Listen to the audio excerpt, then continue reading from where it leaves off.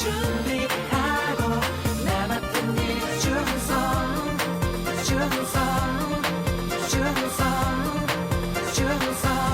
Your kingdom come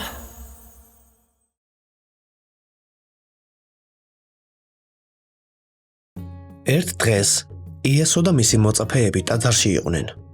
იესო იმ ადგილის წინ დაჯდა, სადაც შესაწირი გროვდებოდა და უყურებდა, როგორ ყიდრენ ადამიანები ტაძრის საგანძურში ფულს. მათ შორის ერთი მდიდარი კაცი იყო, რომელიც ამპარტავანი გამომეტყველებით გამოვიდა წინ. რამძიმეა. დიდარმა კაცმა გახსნა თავის სიქისა და ფული ამოიღო, რათა ყველას დაენახა. შემდეგ კი ამ ფულის ნაწილი ტაძრის საგანძურში ჩაყარა. იქ მყოფებმა ჩურჩული დაიწყეს, როცა დაინახეს, როგორ ჩაყარა უამრავი ფული მდიდარმა კაცმა ტაძრის საგანძურში. შეხედე ამას, ღმერთო ჩემო, მართლაც რამდენი ფული აქვს? შეხედე, რამდენი შესაწირავი ჩადო ტაძრის საგანძურში. ნამდვილად დიდი რწმენა უნდა ჰქონდეს. მართალი ხარ, ღმერთი აუცილებლად დიდად აკურთხებს მას ამ დიდი შესაწირისთვის. დიდარმა კაცმა რომ გაიარა, გაძონძილი სამოსით მოსილი ღარიბი ქვრივი ქალი მიუახლოვდა ტაძრის საგანძურს. ბევრი ხალხი იყო იქ შეკრებილი, მაგრამ მას ყურადღებას არავინ აქცევდა. მთელი ჩემი ფული ეს არის, მეტი არ მაქვს და მაინც მადლიერი ვარ, რომ ცოტაოდენი შეწირვა შემიძლია ღმერთისთვის.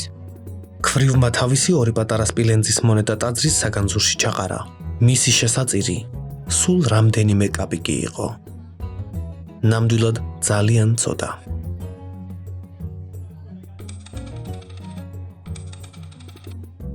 იქ მყოფებმა გაიგონეს, როგორ გაწკარუნდა ეს მონეტები ტაძრის საგანძურში და დასცინეს ღარიბ ქვრივს. როგორ შეუძლია, რომ ასე მცირე გაიყოს ღმერთისთვის? ეთყობა ძალიან მცირე რწმენა აქვს. ბევრი ფული უნდა ვიშოვო და ამ დიდარი კაცივით ბევრი შესაწირი გავიღო. ვიღაც ჩუმად უყურებდა ამ ყველაფერს. დიახ, ეს იყო იესო.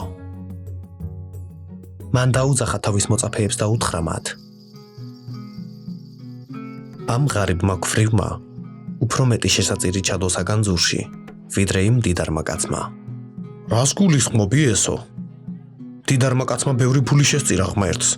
ქვრივმა კი სულ რაღაც სპილენძის ორი მონეტა. დიდარმა კაცმა თავისი სიმდიდრიდან გაიღო.